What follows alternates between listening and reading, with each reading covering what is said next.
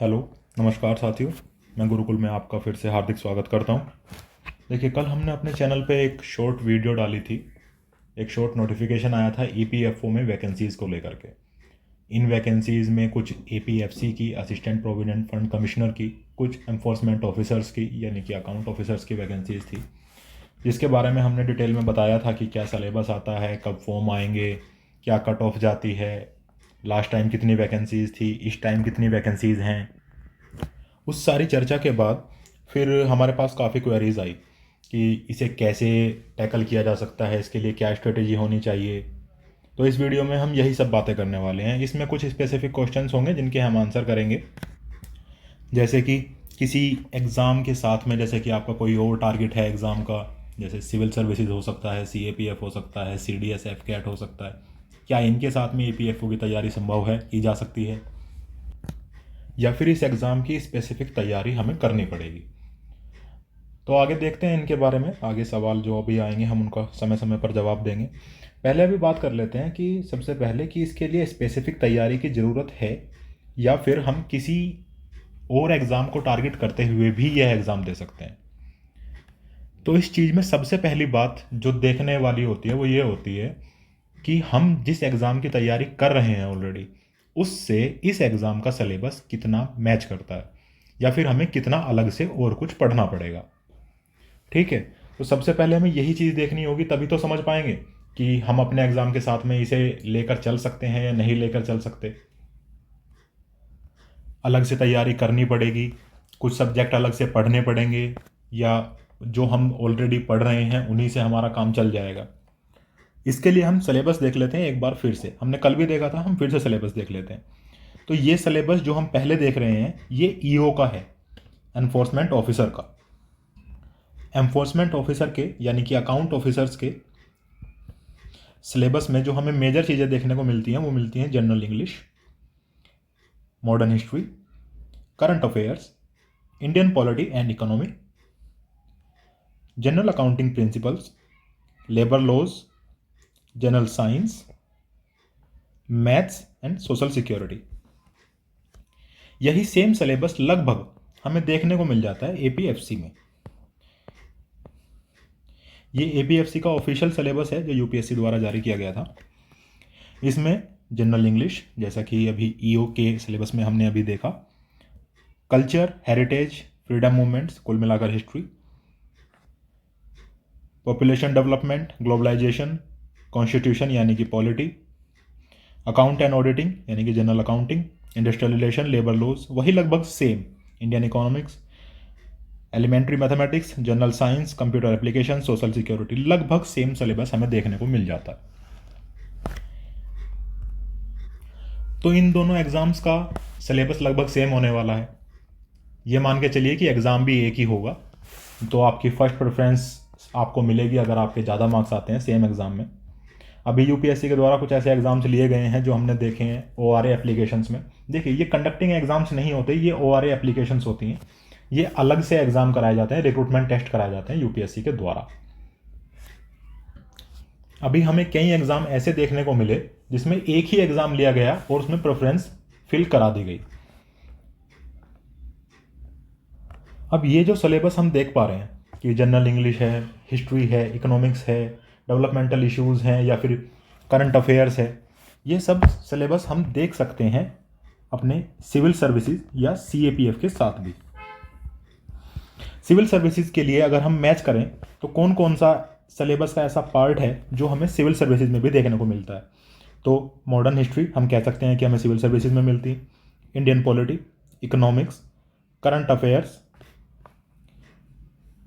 General science, और अगर हम सी सेट को भी थोड़ा सा इंक्लूड करें, हालांकि वो बहुत ज़्यादा मायने नहीं रखता क्योंकि उसके लिए स्पेसिफिक तैयारी बहुत ही कम कैंडिडेट्स करते हैं, तो थोड़ा सा मैथ, क्वांटिटेटिव एप्टीट्यूड और थोड़ी जनरल इंग्लिश, ये मैच कर जाता है कुछ हद तक सिविल सर्विसेज के साथ में।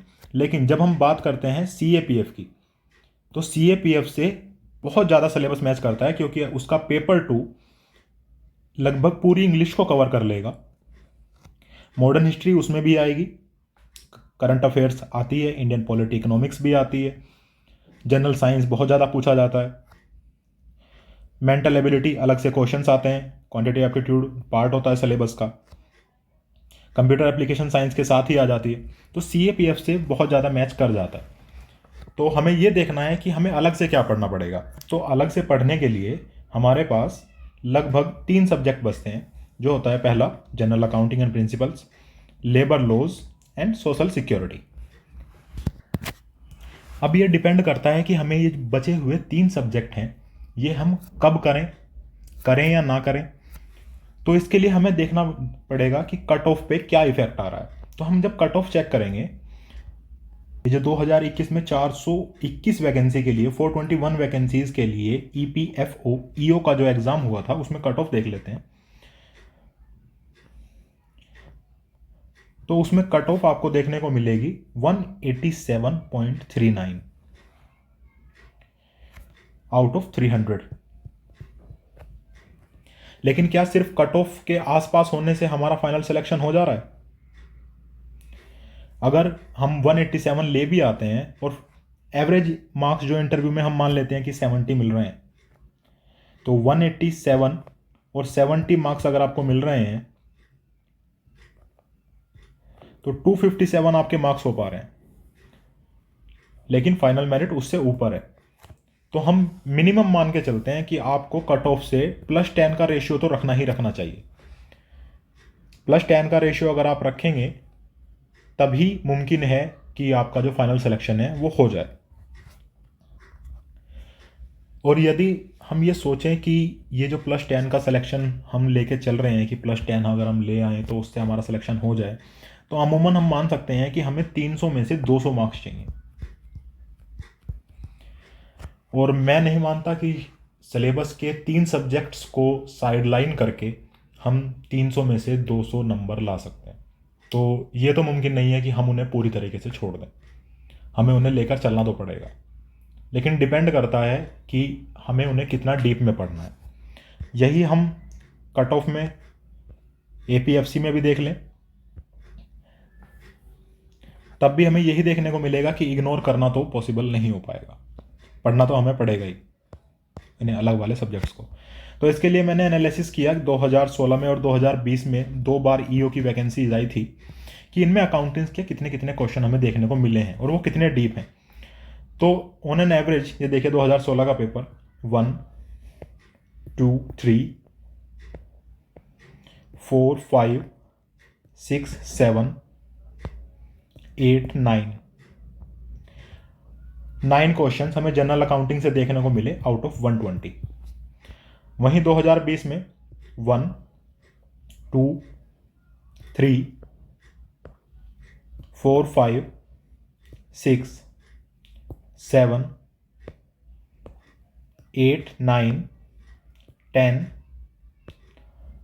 ऑलमोस्ट 10 क्वेश्चन 10 120 में से हमें क्वेश्चन जनरल अकाउंटिंग के देखने को मिले। और वहीं जब मैं एनालिसिस कर रहा था, ये एनालिसिस की PDF हम अपने टेलीग्राम चैनल पर डाल देंगे। हमने सब्जेक्ट वाइज एग्रीगेट कर रहे हैं हम कि किस सब्जेक्ट से कितने क्वेश्चन आते हैं। तो हमें ये देखने को मिला कि लेबर लॉज से बहुत ज़्यादा क्वेश्चन आ रहे हैं। तो अगर हमें सिलेक्शन पे फोकस करना है तो हमें English, maths, labour laws,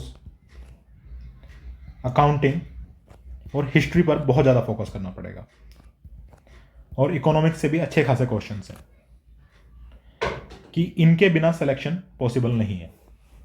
English का अच्छा खासा पोर्शन है, ऑलमोस्ट 20+ क्वेश्चन इंग्लिश से आ रहे हैं, 20+ ही मैथ्स से आ रहे हैं। लेबर लॉज से भी अराउंड 15 to 16 क्वेश्चंस हैं।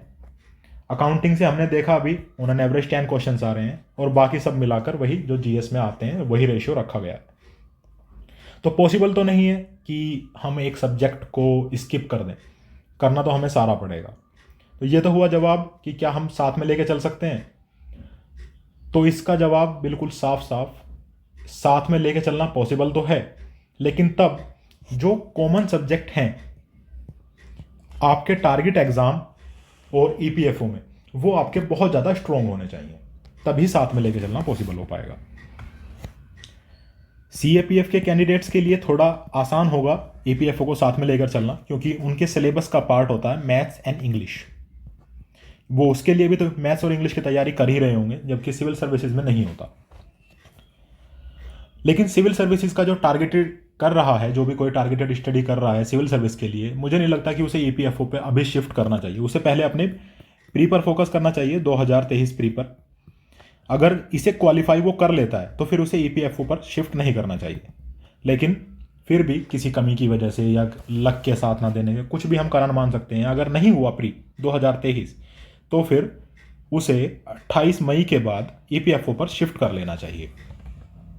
उससे पहले ना करे तो बेहतर है। अब इन एग्ज़ाम के साथ साथ करने के लिए, जैसे अगर हम मान लें कि सीएपीएफ वाले कैंडिडेट चाह रहे हैं कि वो ईपीएफओ को साथ साथ लेकर चलें, तो वो जो 3 सब्जेक्ट बचे हैं, अकाउंटिंग, लेबर लॉज और सोशल सिक्योरिटी, इन्हें आप अल्टरनेट डे में डेली 1 आवर दे सकते हैं, डेली 1 घंटा दे सकते हैं अल्टरनेट डे में। बाकी स्टडी आप अपनी सीएपीएफ की रखिए, क्योंकि वही सब्जेक्ट्स हैं तो काम कर जाएंगे। लेकिन डेली 1 घंटा मंडे में अकाउंट्स को, ट्यूसडे में लेबर लॉज को, वेडनेसडे में सिक्योरिटी को दे सकते हैं, सोशल सिक्योरिटी को, और फिर इन्हें रिपीट पर रख सकते हैं 1 2 3 में। इससे आपका मैक्सिमम पार्ट कवर हो जाएगा एग्ज़ाम तक। एग्ज़ाम कम होगा, मैं अभी बता देता हूँ। रुकिए, पीडीएफ पर शिफ्ट कर लेते हैं। तो देखिए, ये है 2023 का यूपीएससी का कैलेंडर। इसमें जब हम देखेंगे तो हमें सभी एग्जाम्स की डेट देखने को मिल जाती हैं, लेकिन कुछ डेट्स के सामने हमें देखने को मिलता है कि reserve for RT examination. RT मतलब रिक्रूटमेंट टेस्ट, जिसके जरिए ओआरए के एग्जाम्स होते हैं। यानी कि ये जो आपका ईपीएफओ का एग्ज़ाम है, ये भी आपको इन्हीं किन्हीं रिजर्व डेट पर देखने को मिलेगा। तो हम देख रहे हैं कि फरवरी में तो आपका नोटिफिकेशन नहीं आ रहा है 20, तो ये वाले 2 तो आपके कैंसिल हो जाते हैं। इतनी जल्दी होगा नहीं, क्योंकि मार्च की डेट में तो होना पॉसिबल नहीं है। उसके बाद हमें देखने को मिलता है 2 जुलाई, फिर उसके बाद हमें देखने को मिलता है 20 अगस्त। तो इन्हीं में से किसी एक डेट पर आपका ईपीएफओ का एग्ज़ाम संभावित है, क्योंकि बहुत ज़्यादा लेट भी नहीं करेंगे। ये तो आपको भी पता है, इलेक्शन ईयर है, जल्दी ही निपटाया जाएगा। इसकी वैकेंसीज़ का नंबर भी लगभग 577 है। तो इंटरव्यू के लिए सिलेक्टेड कैंडिडेट्स भी, अगर हम माने कि 5 गुना भी लिए जाएं, मिनिमम होता है ये, 5 गुना भी लिए जाएं तो भी 2500 प्लस होंगे। और इनके इंटरव्यू में भी टाइम लगेगा और रिजल्ट आने में भी। तो इसे साल के अंत तक अगर ख़त्म करना चाहे यूपीएससी, तो केवल यही 2 डेट हमारे सामने आती हैं। एक आती है 2 जुलाई और एक आती है 20 अगस्त। इन्हीं में से किसी एक डेट पर आपका एग्ज़ाम लगभग हो जाएगा। तो इसकी तैयारी आपको सीएपीएफ वालों को तो बिल्कुल साथ के साथ ही करनी पड़ेगी, अगर वो सीएपीएफ के साथ चलना चाहते हैं, क्योंकि अगस्त में ही उनका सीएपीएफ भी होगा। तो ये सारी डिटेल्स थी जो मैं आपको देना चाहता था इस एग्ज़ाम को लेकर के, स्ट्रेटेजी को लेकर के। आप हमारे चैनल से जुड़ सकते हैं, जो ईपीएफओ के लिए स्पेशली हमने बनाया है। कमेंट सेक्शन में हम उसका लिंक आपको दे देंगे। और आपको कोई भी क्वेरी है, कोई भी क्वेश्चन है, आप हमें व्हाट्सएप पे, बोर्ड पे, आप इंस्टाग्राम, फेसबुक, जहाँ भी आप चाहें, यहाँ कमेंट करके भी आप हमसे वो क्वेश्चन पूछ सकते हैं। अगर हमें उसका आंसर आता होगा तो हम उसका आंसर बिल्कुल करेंगे, नहीं आता होगा तो हम उसे आपको ढूंढ कर, रिसर्च करके आपको उसका आंसर प्रोवाइड करेंगे। चलिए, गुरुकुल को अपना प्यार देते रहिएगा। धन्यवाद।